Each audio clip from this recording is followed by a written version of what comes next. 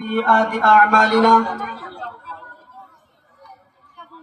وصلى الله تعالى على خير خلقه محمد وآله وأصحابه أجمعين أما بعد فأعوذ بالله من الشيطان الرجيم بسم الله الرحمن الرحيم يا أيها الذين آمنوا استعينوا بالصبر والصلاة إن الله مع الصابرين وقال النبي صلى الله عليه وسلم الصلاة مفتاح الجنة أو كما قال عليه الصلاة والسلام۔ علم و شفقت کے بہرور اساتذہ کرام، موج و فکر کے ہم وزن علماء کرام اور ملت کے باشعور و پرعزم نوجوانوں، اللہ تبارک و تعالی نے دنیا کی تمام مخلوقات کو انسانوں کی خدمت کے لیے پیدا فرمایا ہے اور انسانوں کو اپنی عبادت و بندگی کے لیے پیدا فرمایا ہے۔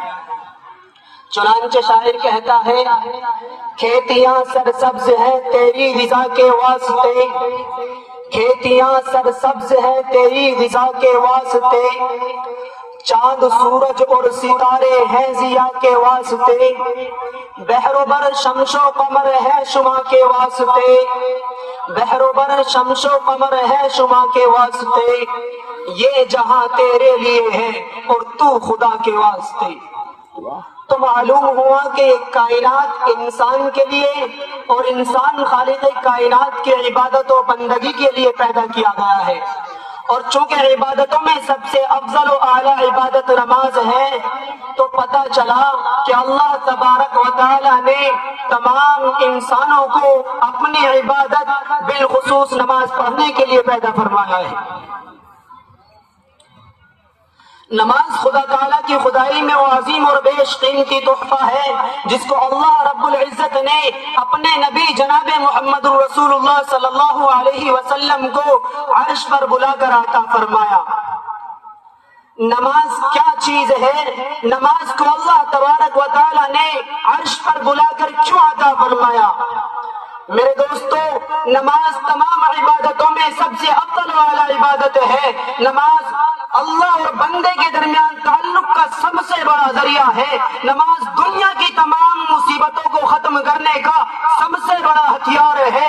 کل قیامت کے دن نماز کے بغیر دوسرے اعمال قبول ہی نہیں ہوں گے۔ نماز ہی انسان کو بار بار اس کے مقصد زندگی یاد دلانے کا ذریعہ ہے، بار بار احساس بندگی یاد دلانے کا وسیلہ ہے۔ نماز ہی زندگی کے تمام شعبوں میں بندے کو بندہ بن کر زندگی گزارنے کی ٹریننگ دیتی ہے، اور یہ بندے سے کہتی ہے کہ اللہ کے بندے، جس طرح تم نماز میں اللہ تبارک و تعالیٰ کے سامنے اپنی سروں کو جھکائے رکھتے ہو، اسی طرح نماز سے باہر بھی اللہ تبارک و تعالیٰ کے سامنے اپنے سروں کو جھکا دو۔ آج ہم نے ایک اللہ کے در کو چھوڑا جس کی وجہ سے ہم در در کے ٹھوکریں کھا رہے ہیں، ذلت و رسوائی کے سمندر میں غوطہ لگا رہے ہیں۔ میرے دوستو، یاد رکھو، جب تک ہم ایک اللہ کے در کے آگے جھکنے والے نہیں بنیں گے، اس وقت تک ہم ذلت و رسوائی کی گہری کھائی سے نہیں نکل پائیں گے۔ اس لیے کہ قرآن پاک میں اللہ رب العزت کا صاف طور سے اعلان ہے، وَأَنْتُمُ الْأَعْلَوْنَ إِن كُنتُم مُؤْمِنِينَ، کہ اس وقت تک تمہیں دنیا میں عزت نہیں ملے گی جب تک تم پکے اور سچے مسلمان نہیں بنو گی۔ ہم دور سے پہچان لیے جاتے تھے پہلے، اور آج ہماری کوئی پہچان نہیں ہے۔ بہتر ہے کہ سجدوں سے جب بھی اپنی سجا لو، کچھ اور مسلمانوں کی پہچان نہیں ہے۔ جس دل میں خدا کی وہ چاہت کا اجالا، آباد ہے روشن ہے وہ ویران نہیں ہے۔ میرے دوستو، یہ نماز ہر امت پر فرض تھی۔ جس امت کے لوگوں نے بھی نماز کو چھوڑا، جس قوم نے بھی نماز کو ترک کیا، وہ قوم، وہ امت تباہ و برباد ہو گئی۔ قرآن پاک میں اللہ رب العزت ارشاد فرماتے ہیں، فَخَلَفَ مِن بَعْدِهِمْ خَلْفٌ أَضَاعُوا الصَّلَاةَ وَاتَّبَعُوا الشَّهَوَاتِ فَسَوْفَ يَلْقَوْنَ غَيًّا۔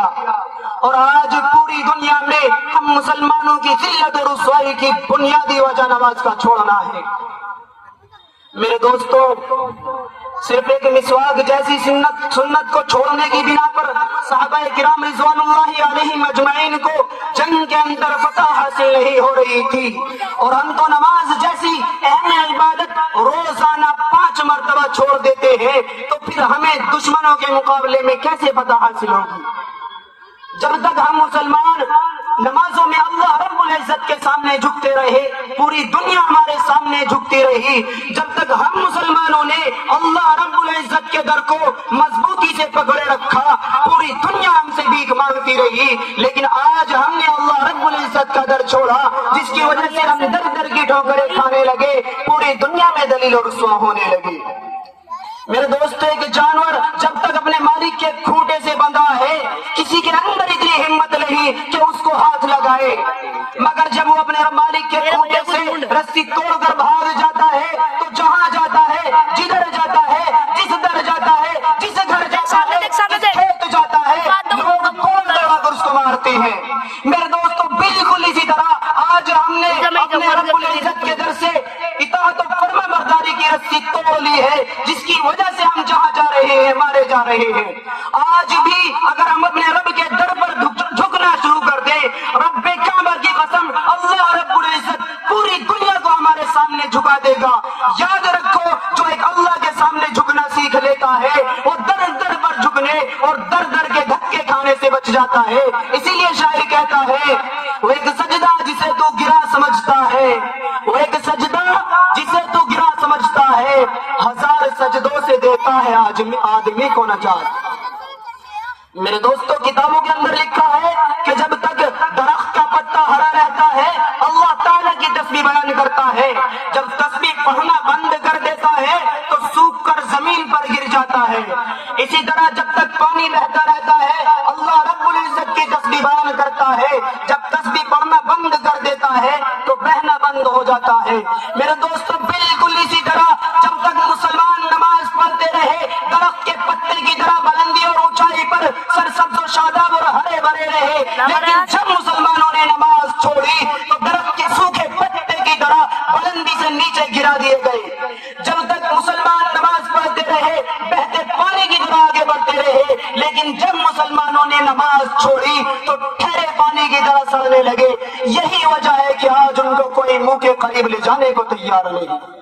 میرے دوستو، آج ہماری ذلت اور رسوائی کا ایک ہی علاج ہے کہ ہم نماز کی پابندی کریں تاکہ ہم اللہ کے قریب ہو جائیں، اور جو اللہ کے قریب ہو گیا وہ ہر مصیبت اور پریشانی سے محفوظ و معمول ہو گیا۔ اسی لیے قرآن پاک میں اللہ رب العزت ارشاد فرماتا ہے، وَسُجُدْ وَاقْتَرِبْ، کہ سجدہ کرو اور اپنے رب کے قریب ہو جاؤ۔ ایک مرتبہ حضرت عیسیٰ علیہ السلام سے عرض کیا گیا کہ اللہ کے نبی علیہ السلام، اللہ تبارک و تعالیٰ کی جانب سے مصیبت و پریشانی سے بچنے کا طریقہ کیا ہے؟ تو فرمایا کہ جب تمہاری طرف کوئی تیر چلائے تو اس سے بچنے کا ایک طریقہ ہے کہ تم تیر چلانے والے کے اتنا قریب ہو جاؤ کہ وہ تم پر کوئی تیر چلا ہی نہ سکے۔ میرے دوستو، بالکل اسی طرح جب اللہ تبارک و تعالیٰ کی جانب سے تم پر کوئی مصیبت و پریشانی آئے تو اللہ رب العزت کے اتنا قریب ہو جاؤ کہ کوئی پریشانی و مصیبت تم کو لگ ہی نہ سکے۔ میرے دوستو، اسی لیے نماز پڑھو، اس سے پہلے کہ ہماری نماز پڑھی جائے سارے کاموں کو چھوڑ کر مسجد میں جاؤ، اس سے پہلے کہ سارے کاموں کو چھوڑ کر قبر میں جانا پڑے۔ دعا کرے کہ اللہ رب العزت ہمیں نماز کی فکر کرنے کی توفیق عطا فرمائے۔ آمین۔ وآخر دعوانا الحمدللہ رب العالمین۔